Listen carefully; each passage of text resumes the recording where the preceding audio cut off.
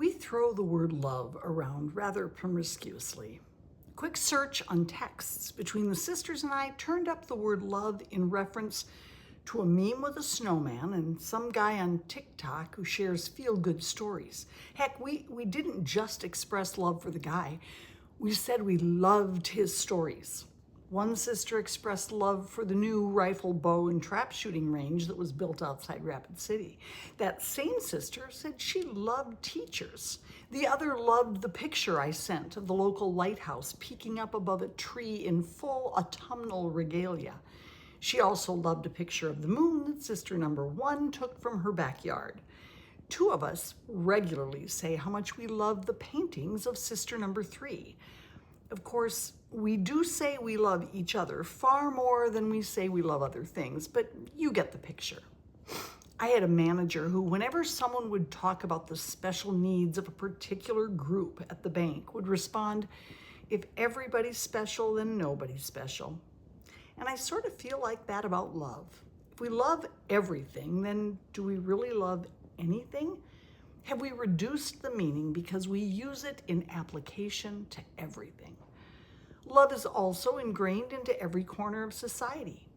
Movies base nearly every plot on love and romance. Boy meets girl. Dire situation occurs that tears them apart physically or emotionally, but usually both.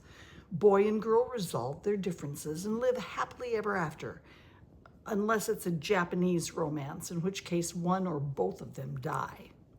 Or how about music?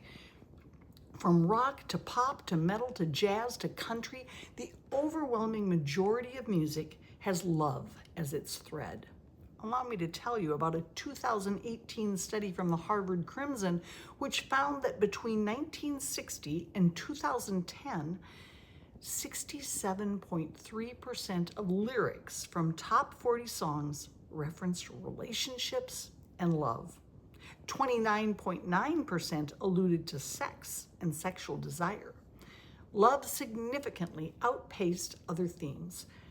Many of the most popular love songs end up as elevator music or background in stores. Think of iconic tracks like Celine Dion singing "My Heart Will Go On," Whitney Houston's "I Will Always Love You," and the Diana Ross Lionel Richie duet "Endless Love." Got an earworm yet? Torah takes a very different approach to love. It's hardly discussed at all. In fact, it isn't mentioned even once until we get to God's command to Abraham in Genesis 22:2. "Take your son, your favored one, Isaac, whom you love." In context, it's about the love between a parent and a child.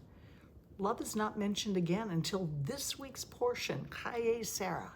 This time, the reference is from Genesis 24:67. Rebecca arrives in the Negev and meets Isaac, who's out walking in the field. Cue the romantic music. Maybe "The Way You Look Tonight." Genesis 24:64-67.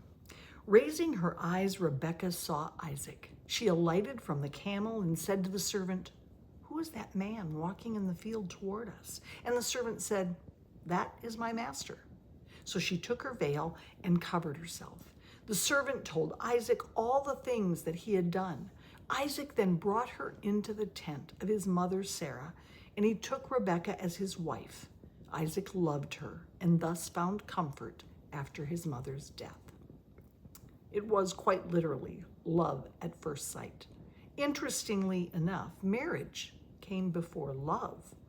Look at the verse again. Isaac took Rebekah as his wife, and then he loved her. That turns our idea of romantic love on its ear.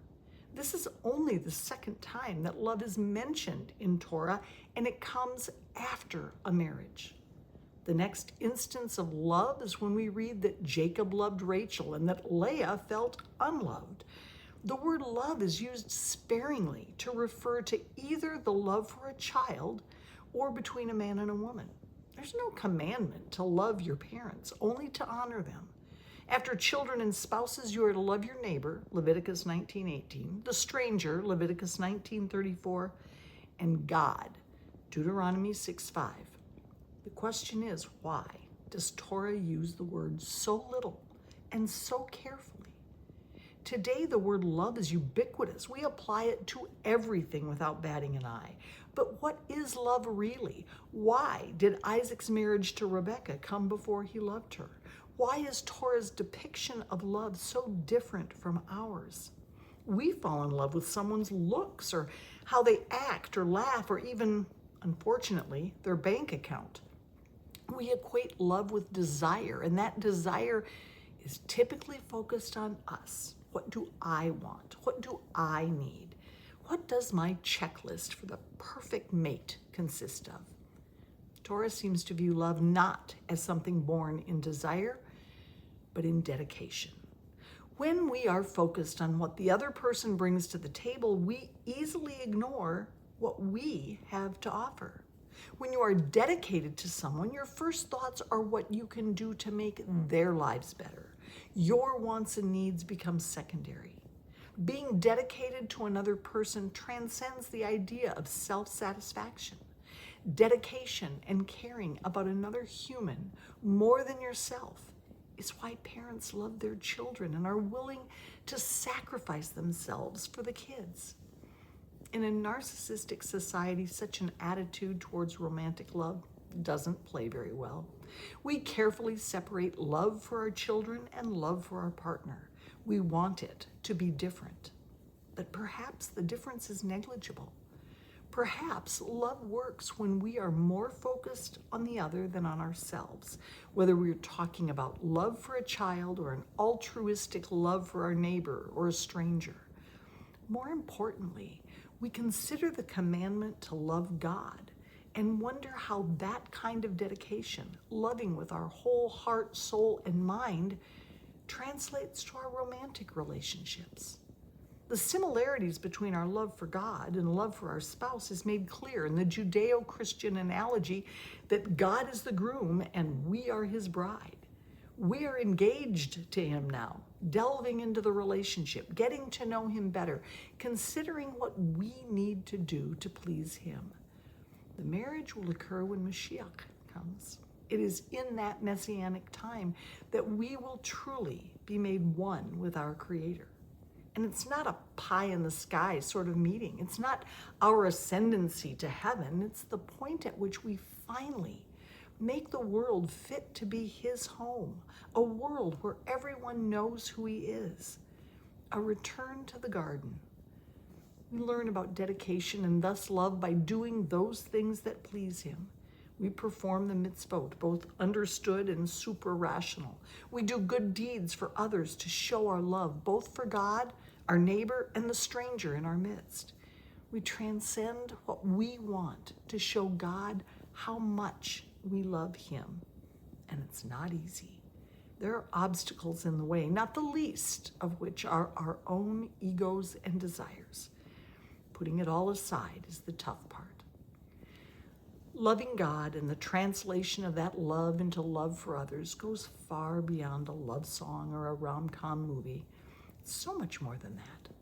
May you find a way to love because of dedication and not just feelings that pull on your heartstrings. Whether love for a spouse, a child, a neighbor, or a stranger, may you come to understand what love means in the context of your love for God himself.